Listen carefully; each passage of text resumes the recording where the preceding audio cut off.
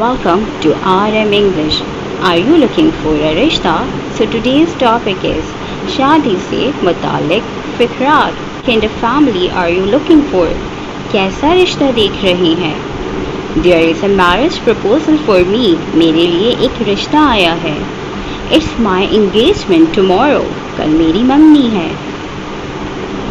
I am going to be married today. मेरी आज शादी है.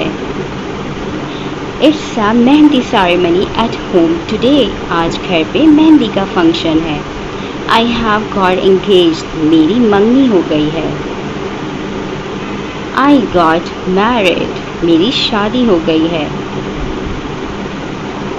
She is my fiancée. वो मेरी मंगेतर है. My marriage has got fixed. मेरी शादी पक्की हो गई है. I'm getting engaged by the next month. अगले महीने मेरी मंगनी हो